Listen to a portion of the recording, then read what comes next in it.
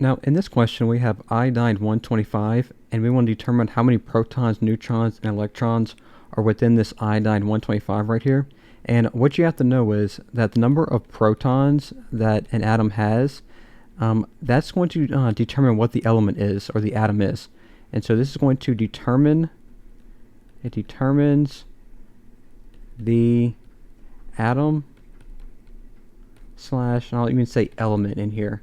And the difference between an atom and an element is an atom is the smallest unit you can have, and then an element is just a whole lot of one particular type of atom. So if we have something like iodine right here, if we go to the periodic table and look up iodine, this is what we're going to see.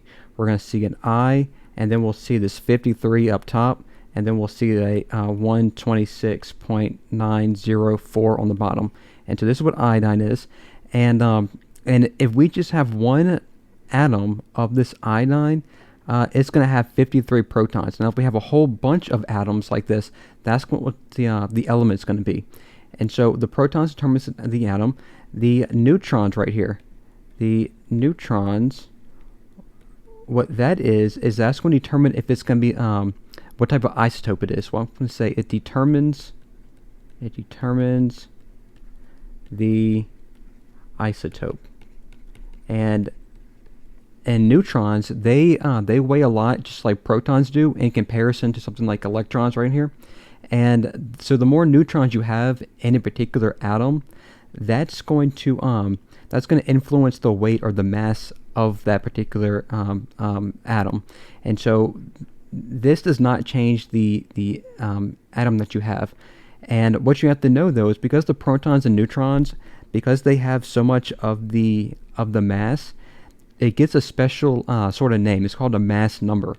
And a mass number, it's always going to be a whole number. And what that is equal to is going to equal the number of protons plus the number of neutrons. And so here's the equation for a mass number, and that determines what kind of isotope of a particular atom that you have. And the mass number is going to be right in here, so it's 125. And the last thing you got to know is this electrons in here. And so the electrons, what that is that's going to determine the charge. So I'm going to write it determines the charge. And if we add more electrons, it's going to make this atom negative. And if we start removing electrons, it's going to make the atom more positive. And so that's what you have to know for these different subatomic particles that are within one atom. And again, if we have a whole lot of that particular atom, it's going to be called this element. And so if we have this 125 right here in iodine, then we know that this right here on the periodic table, this is the number of protons. And so the proton number is going to be 53. So I'll put protons right here. It's going to be 53. And we just get that right from the periodic table like that.